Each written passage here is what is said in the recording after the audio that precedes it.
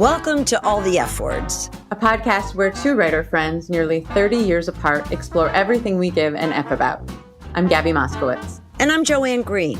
On each episode of All the F Words, we'll focus on a theme starting with the letter F. Things like fabulosity, fishing for compliments, and fastidiousness. We'll share stories from our lives and our distinct generational perspectives and look to the experts for insights and ideas. Today we're going to talk about Feng Shui, an ancient art and science that was developed in China over 3,000 years ago. We'll learn about the principles of Feng Shui, how and why it's become so popular in interior design, and what Feng Shui practitioners have taught the world about harmony and balance between individuals and the environment. Feng Shui, which, by the way, is also called Chinese geomancy, uses energy forces to harmonize individuals with their surroundings. The term actually translates as wind-water, as in fluid. So, Gabi, you've heard of qi, right? Yeah. So it's pretty much energy, like a cosmic current. And because qi has the same patterns as wind and water, a specialist who understands them might claim to be able to affect these flows to ultimately improve wealth, happiness, long life, and family. So the flip side of that would be that bad Feng Shui would make the qi flow incorrectly, and then you're in for some bad luck? That's the thinking. And the science is said to involve astronomical, astrological, architectural, cosmological, geographical, and topographical dimensions. I imagine there's a lot of history to the use of Feng Shui since it dates back to ancient times. Yeah, it was used to orient buildings, personal dwellings, as well as spiritually significant structures such as tombs. And what about today? Well, in Western societies, Feng Shui is often used to achieve better health and more wealth in landscape architecture and interior design. But we have an expert who's joining us today to give us a more accurate understanding of Feng Shui. Manu Butterworth founded the Golden Gate Feng Shui School some 20 years ago. He has studied in China, Hong Kong, New York, and California, and continues to teach in the Bay Area. He closed the school during COVID and is now reopening. It's actually fortuitous that I reached out to him at this very moment. Maybe there are no coincidences, Manu. Welcome to All the F Words. Thank you. Thank you for reaching out. You bet. Can you tell us how you became interested in this? Oh, yeah. That was, in like the early 90s, I was studying natural health. I was enrolled in a macrobiotic professional training program in New York City, studying with people like Michio Kushi and William Spear. I was in a play with Kushi's son. No way. Yeah, in college. Which one? No, that's wild. We went. He was a few years ahead of me at Emerson College, and I just remember his father was like the founder of macrobiotics. Small world. Anyway, continue. Yeah, he kind of was responsible for popularizing it in the United States. There's lots I can say about him, but I'll refrain for now so that we don't go off topic. But he was pretty remarkable. And while I was in this program, I read an article about Feng Shui in an English national newspaper, which kind of blew my mind because, I was already having my mind blown by starting to relate to my life and health and food in a way that I had never done. It's the early 90s. People weren't relating to what they ate being responsible for their well-being and how they lived their lives. It was just, food was to fill you. And I read this article and the light bulb started going off and it started blowing my mind. I'm like, wow, this is insane. This is like, how could I have lived 20 something years and never heard of this? And at the end of the article, it spoke about the person they had been interviewing who happened to be one of the teachers teaching in my macrobiotic program. So I was like, oh, I'm studying this. And it kind of snowballed from there. I first started studying what's called BTB, or Black Tantric Buddhist Feng Shui, which was introduced to the West by someone named Master Lin Yun in Northern California. And that was based more on temple feng shui and translating the way that temples were built in Buddhist lifestyle for homes. So it was quite straightforward and quite standard. And that was all I knew. And then I started studying Chinese feng shui. More light bulbs went off, and I was like, oh, okay, this is a little more authentic. It's a lot less arbitrary, and it's based on the same principles as Chinese medicine. And that study began in 2001. Prior to that, I started studying feng shui in 95 and have been on that journey ever since. I moved to Northern California in the middle of 2002 following 9/11. And at that time, couldn't find anyone who was teaching Chinese feng shui in Northern California. And so started contacting people I'd been studying with in New York, seeing if they wanted to come out here and teach. And that's how the school was born, you know. It's kind of interesting that it wasn't something I was planning. Right. A 3,000-year-old art science just came to the West in the 90s and really not in full form until the turn of the century. Why do you think it happened at that time? I don't think it came to the West in the 90s. I think a certain former so-called president was using it for his buildings a long time ago, in the 70s even. And I think people have been aware of it. It's been around in Hong Kong for a long time. I think what's happened in the West is we have become so materialistic. We're starved of anything that's outside of the material world. And we're starting to like thirst and hunger for that, and are looking at things that I don't want to say are more esoteric, but things which are more connected to nature, things which are more connected to the vibrational world, which we kind of lost touch with. You know, we got really enamored with the physical, tangible world, you know, which is kind of like what happens to us when we're children, when we're babies. We're born and we're kind of in touch and we're really attached to the vibrational world, and we get so enamored with the physical world, we forget everything. You know, like waking up from a great dream. Yeah. What are the basic principles of feng shui? So in order to explain that, I think we need to kind of just delve back a little further than 3,000 years. And initially, you know, and feng shui has gone through many iterations for thousands and thousands of years. But prior to feng shui, there were something called Kanyu classics, Kanyu. And these Kanyu classics were really related to burial sites, you know, where the place to put our ancestors, because the understanding of indigenous cultures is that there is an effect or a connection and a thread 7 generations back. So we're deeply connected to our ancestors. So they were very interested in putting them in an auspicious place. And that auspicious place also related to their status in life. You know, you wouldn't put someone who was maybe a farmer in the place that you put someone who was an emperor, because it would be uncomfortable for them. In the same way you wouldn't put an emperor in the same place you put a farmer, because it would be uncomfortable. And there was this vibrational thread that was still alive.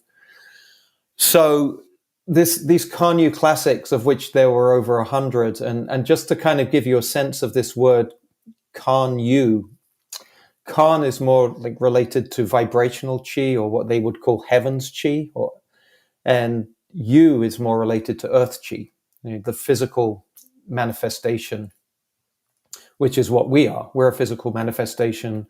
Our landscapes and our buildings are physical manifestation. And the Kan side is kind of energy moving from high to low. It's related to metaphysics and astrology, the invisible world, the vibrational world, that type of thing. It's infinite. And that the Chinese refer to as the yang side of things. And then Yu is, like I said, it's like earth chi. It's energy moving from low to high, so things growing out of the earth. It's the study of soil and agriculture and the physical world, plants and geography, and it's finite. And that's the yin side of things. So the yang side of things they refer to as feng, which is wind, and the yin side of things is shui. That's water. And so feng shui is like the movement of wind and the containment being the water. And this was maybe 13 or 1400 years ago. There was a Kanyu classic written by Guo in which he coined the term feng shui. So prior to that, it was just Kanyu. And he was looking at the built environment. That was the first time that had been brought into the built environment. What I'm getting from what you're saying here is that it's an attempt to be able to impact the flow of energy in built spaces. I would say it's more not so much an attempt, it's the understanding of how to create a harmonious environment for people to live in based on the built environment, the landform, and the vibrational world. And the vibrational world, relates to astrological influences very much. And the Chinese don't look at astrology as kind of looking up to the stars anymore. The Chinese look at astrology as cycles of time. And time is very much the vibrational aspect of feng shui. So what we're looking at is human beings being sandwiched in between this vibrational world and this physical world, and how to create harmony for them. And what's really important to understand in feng shui, which is lost really in so many books, is that it's nothing to do with homes or buildings. It's to do with human beings. Because without humans, there is no feng shui, because it has to be tailored to someone. So the feng shui for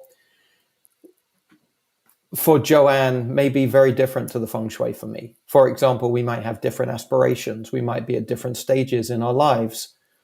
We might be living in different places, and so it's also related to where are you living? Are you living in Nevada, which gets quite hot, or are you living in Richmond, which is cold and windy? Does that make sense? So you're going to build your home or your dwelling for that environment. So that also relates to the feng shui of the land. So you have to keep in mind all these different things, right? What's going on astrologically. Absolutely. Yeah. And astrologically takes into account many influences. There's buildings have astrology. Human beings have astrology. There's an astrological influence in time. Where are we right now? Astrologically, in the Chinese calendar, we're in the year of the water tiger. Yeah, which is very different to a fire horse, for example. Very different type of energy. Does feng shui is it exclusively to do with arranging your dwelling, or does it extend to other physical components of one's life? Does it apply to clothing, or is it really just about where you live? People have applied it to clothing. I've seen that. People have applied it to many different uses. I haven't got involved in that, and don't have any thoughts, good or bad, about it. But generally, I wouldn't say applies to where you live. It applies to, the built environment. So for example, your office or your store or your, car factory, whatever it happens to be, it's also related to being in the right place at the right time. So you could live somewhere that's perfect for you, but not right now and not for the next 20 years, if that makes any sense. And is that something that you as a feng shui expert have a sense of? If you were, for instance, to come to my home, would you be able to tell me if this is the right place for me at this time? Yeah, there's an aspect that I work with that I can do that. And there are also other forms of astrology that can look at that, such as astrocartography. But yes, they're part of the right place at the right time gets deep into astrological influences, which I personally don't specialize in, but we have people who teach at our school that do specialize in those. And that is part of that relationship, you know, your relationship to your home, because it's part of your being. You know, how long have you lived in your homes, for example? 10 years. Yeah. So it is you, it's part of you, right? You experience it you should experience it as part of your being. Mm. When you walk in, there's a certain quality of chi. Which while we're there, can we just kind of elaborate on this word chi that's very poorly translated in the West, which is kind of translated very loosely in our culture as energy. And I would translate it more as kind of movement. And it's not just energy. It's like, how is something moving? How does it express its movement? You know, so how someone walks, for example, or how they carry themselves can be an expression of their chi, as opposed to just it's an energy force. So when we, as Feng Shui practitioners, go to a home, the first thing we'll do is walk the land, walk the neighborhood, walk all of the surrounding areas and see what kind of expression of chi is there and is present, because that will tell us a lot about how the people are going to feel living there.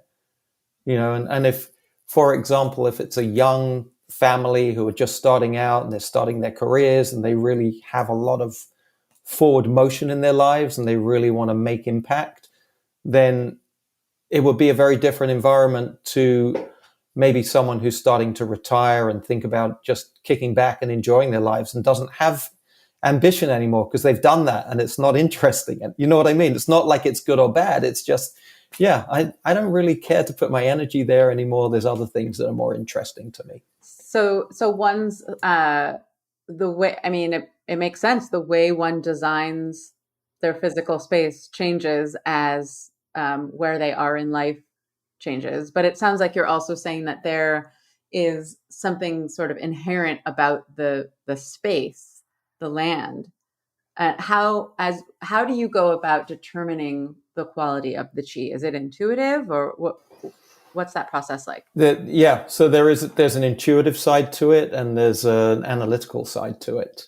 And the intuitive side is just kind of experiencing many different landscapes and landforms.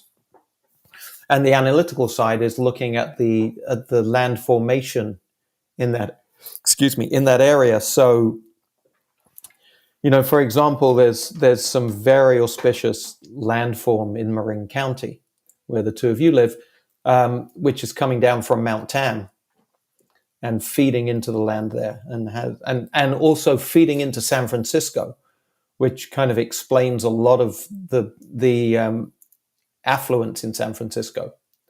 You know, and then the water around San Francisco also explains that. So you kind of have this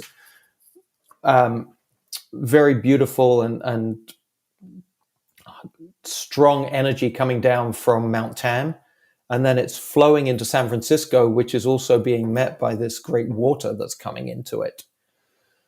So that's the first thing, is just looking at the land formation around. And sometimes, you know, this was called back in the day walking the dragon. Feng Shui practitioners would walk the land for years and years and years to understand the formation of the land and look down from way above and see, okay, there's the place we want to be. That's where everything kind of comes together. And it wouldn't be too close to the water, because we know being too close to the water is not actually the best thing. You know, it can be great, but there can be times where it's not good at all. And also not being too close to the top, because being too close to the top leaves you exposed. So there's just kind of this nice spot where everything nestles really well. And yet everyone can't be in the nice spot, right? At the same time. Exactly. And that's where Feng Shui practitioners would come in. And so you would make adjustments based on where the building was. You know, and to go into all of those adjustments and how they're made now would be a little too lengthy. But the Feng Shui practitioner's job is to come in and say, okay, so this is not ideal for these people and they are where they are. So how are we going to create an environment that's going to be supportive for them where they are right now? And we'll hear more about that in just a minute after this word from our sponsor.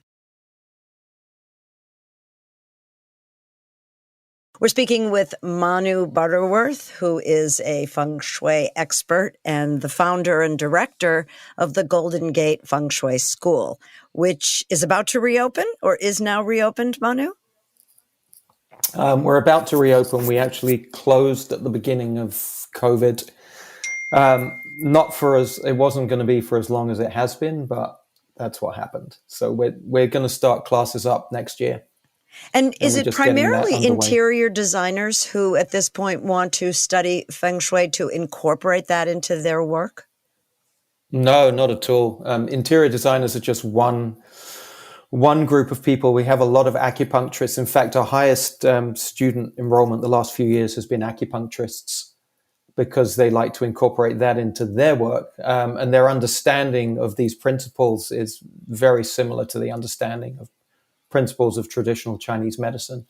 We have architects, landscape architects, and then people who are looking to just kind of change their careers or have something different in their lives.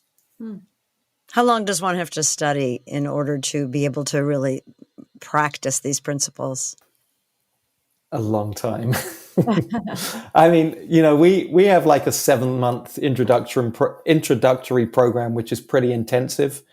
And if someone, we have some practitioners who have gone through the school who are very well thought of in the Feng Shui community, but they haven't stopped studying in the past 10 years. They're always studying and going to China and going to Hong Kong and Japan and studying these principles, because it's a vast subject, a vast area of study, because you're studying our land, you're studying our geography, our geomancy. I'm guessing that the answer is yes, but I'm curious if you can tell me a little bit about if you're seeing it appropriated in a problematic way a lot. Yeah, I mean, appropriated in kind of the same way that everything is, monetized and commercialized, and it's just the world we live in. There's authentic practitioners, and there's people who kind of do it to add a little pizzazz to whatever else they're doing and call themselves practitioners, and it's fine. How could someone ascertain if the person they're working with is really knowledgeable and is a true Feng Shui practitioner, or is just kind of BSing you? I think references and asking them for the places they've studied. Just like if you were hiring an architect, you wouldn't just take them because you found them in the yellow pages or online. You'd want to see what kind of work have you done and who have you worked with and where did you study? What's your specialty? What's your area of expertise? And there's different aspects to Feng Shui. The Feng, when we look at the Feng and the Shui is related to the physical environment. So it is related to your actual home, the bricks and mortar. It's related to the colors and the paints and where things are placed. And where things are placed doesn't become kind of OCD. It's more just about where you put things will determine the way that people and energy and chi moves through your home, right? So if you put a wall in front of your front door that makes people come in and then have to stop and make a turn and go inside, as opposed to just coming straight in and being faced with everyone and everything instantly, you're changing the chi flow. You can do the same with furniture, but turning Feng Shui into where do I put my sofa to get a better relationship or make more money is kind of, I don't mean to offend anyone, but it's paramount to neurosis, It's like, because people do that all the time, and it's like, no, putting your sofa somewhere is not going to make you more money. Yeah, it's just not what Feng Shui is about. A lot of that kind of got translated out of Hong Kong because there's a lot of many millionaires in Hong Kong who kind of use feng shui in their businesses and in their homes and talk about it. And then people are like, oh, I can do this now. Mm. And so then feng shui practitioners appear out of that and they're like, I'll make you rich, And or I'll make you there's healthy. feng shui, or I'll make you healthy. Yeah. And ain't no feng shui going to make you healthy. It's literally everything in your life. So feng shui is one aspect because all of these things are relational. And the same with, it's a branch of Chinese medicine as is acupuncture, as is martial arts, as is food energetics, the understanding of food energetics, not our kind of modern Western sense of food, which, relates to how many minerals and vitamins and calories, but more like what's the energetic quality of this food? And is this an appropriate time of year to eat it? How, in your experience, in Eastern cultures where feng shui is popular or more, perhaps more practiced, is it the kind of thing that generally everyone knows to think about, or is it specific just to people who have studied it? My experience traveling through China and studying there is there are not so many people interested in it, or there have not been because of what happened during the Cultural Revolution and how all the feng shui practitioners had to hide away and kind of become architects. And it's coming back, and there are feng shui practitioners, but it's I think the younger generations look down on it. It's like my grandma did that, I see. and grandma was smarter than you are because she used to go out and pick herbs and put them in her soup when you got sick and you'd get better. Now it's just you go to the pharmacy and you get a pill which is patented and put that in your mouth and then suffer the side effects of that. So I think there is a type of grandma feng shui which has a place, and some people like really appreciate that. And my experience was the general populace were like, feng shui, you're from America. What do you care about that? I think it is starting to come back into awareness, though. Are there some basic? I'm sorry. Go on. I was just going to say, when we study and travel, the feng shui practitioners we meet are old, elderly men in the villages who, if you saw them walking down the street, you'd think they were just, the local gardener or something.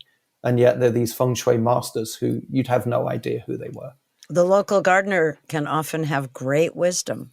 Absolutely. You cannot underestimate. Are there certain basic principles of feng shui, like, for instance, you never put a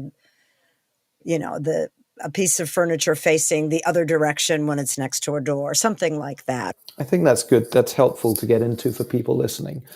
So let me give you some kind of basic principles. So the idea of yin is, as I said earlier, it's kind of things coming in. It's more physical chi. But when we go to sleep at night, we go into a yin phase. So it's like everything shuts down and goes internal. Yeah. And feeling cozy is also yin, right? Getting into our bed and being wrapped up. And if someone has they run very hot, then they kind of going to want that at nighttime. They're going to sprawl out. But most people kind of want to be cozy at nighttime. So having a massive bedroom is much more yang and open and less comfortable and easy to fall asleep in. So there's this thing everyone says, don't have a mirror in your bedroom. And there's not much discussion around what that's about. But what it really is about is you're creating a yang environment. You're expanding space when you actually want to go into a more contained space and want to be able to sleep. And deep sleep comes, when we went to all these houses that were built hundreds of years ago with feng shui principles in China, all the bedrooms were like closets. All you could fit in the bedroom was a bed. And it was very dark, very enclosed. And what people would do in there would just be intimate or sleep. That's it. There would be no other activities in the bedroom. There would be no television. And so that would be conducive to good quality sleep. And if we can think of that principle, like dark, small, cooler room, that's all kind of yin principles for your sleep. And so the same or the opposite is true for a living space, a living room. If you have a cold, dark living room, no one's going to want to gather there, and it's not going to be conducive to conversation, to entertainment, to people wanting to hang out there.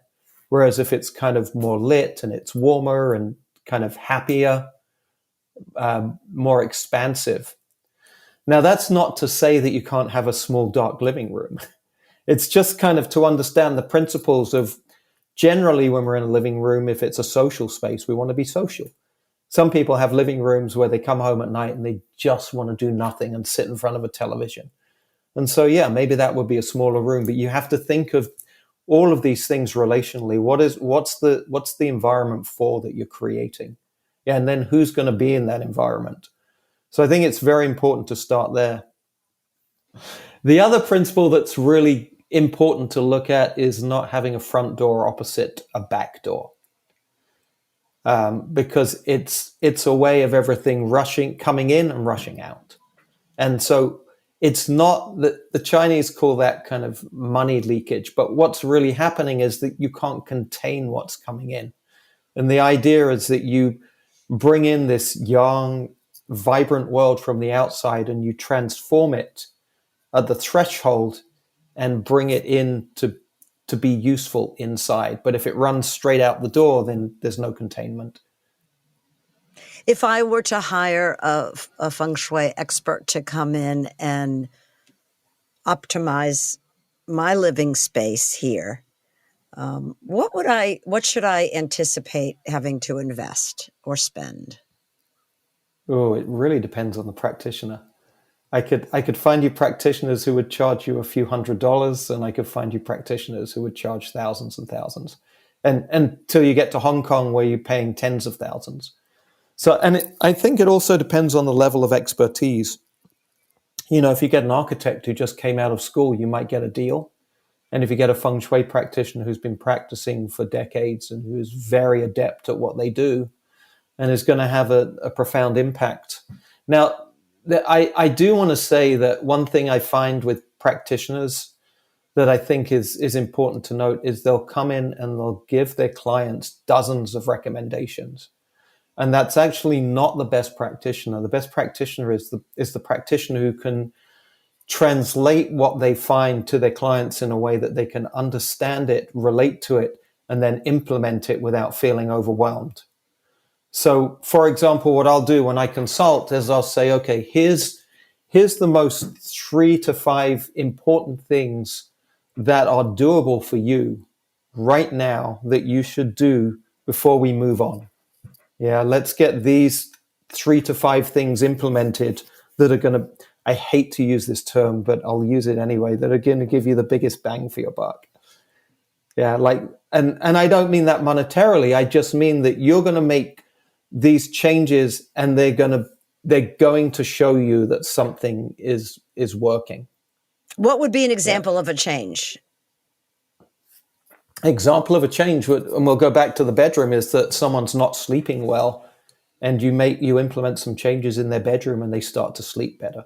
Now, of course, sleeping better, if they're drinking 8 cups of coffee a day and watching television on their phone till 3 a.m, they're still not going to sleep well. So again, all of these things are relational, and you can't say that Feng Shui is the be-all and end-all. It's just not going to be. So the person who is receiving the consult also has to participate. Yeah. And it's also, what are you eating? If you're eating, 18 candies a day that are full of refined sugar, again, you're not going to sleep well and your health is not going to improve just because you bring a Feng Shui practitioner into your home. So it's the same with Chinese medicine, with acupuncture and herbal medicine. It's participatory. No quick fix. It's not. I do personally experience that when and I say this not having never practiced Feng Shui and really not knowing anything about it, I do experience that when my physical space is set up in a way that supports what I'm trying to do in life, I find it easier to stick to, whether it's a health thing or a work thing. I live with 2 small children, so that's like a constant thing, all of their stuff dealing with. But I do really feel the connection between having your physical space supporting your whatever your journey is in life. Yeah, I find the same. I think when my home gets kind of in disarray and everything's all over the place, and I'm just like, okay, my life is in chaos right now, and it's reflected in my home, right? It's just everything is a big reflection.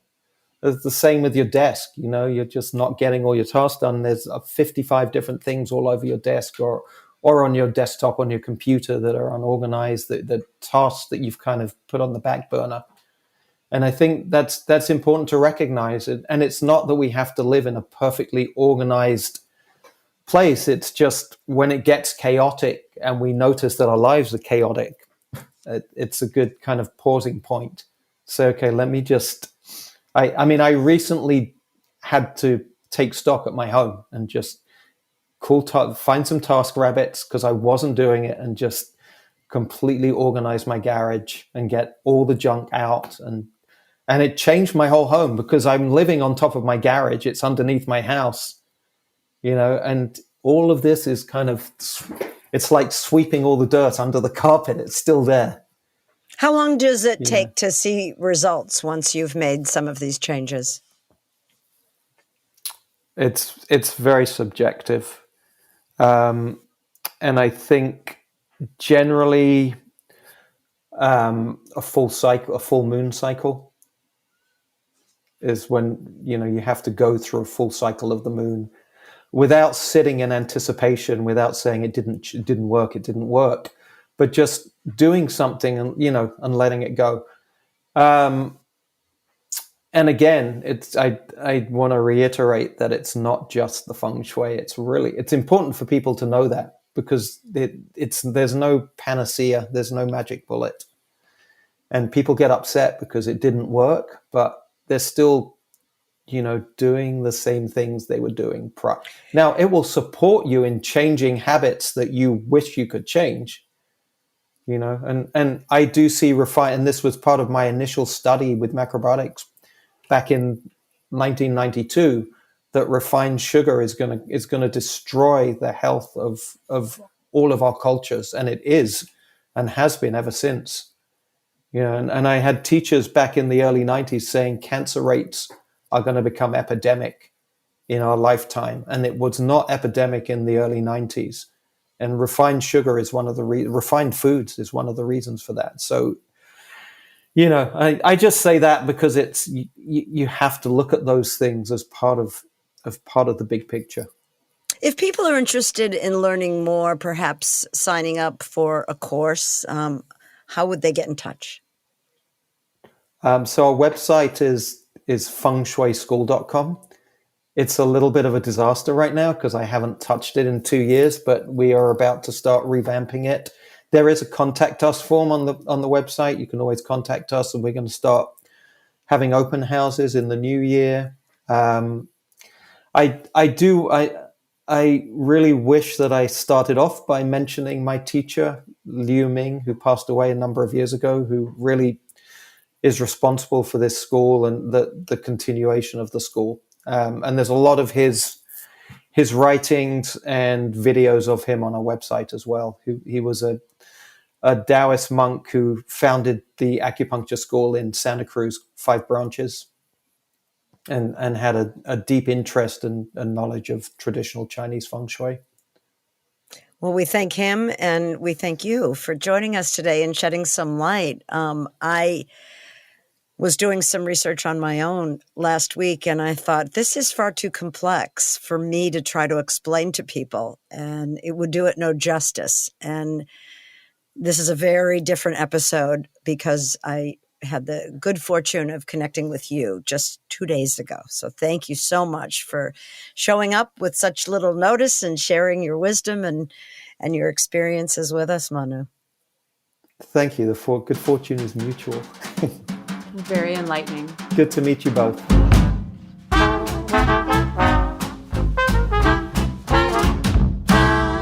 And thanks to all of you for listening to All the F Words. You can find us wherever you get your podcasts, and you can follow us on social media. Gabi can rattle off all the places. We're on Twitter, Instagram, Facebook, and YouTube at allthefwordspod. You can also email us, allthefwordspod@gmail.com. Have a balanced, harmonious week. Bye. Bye-bye.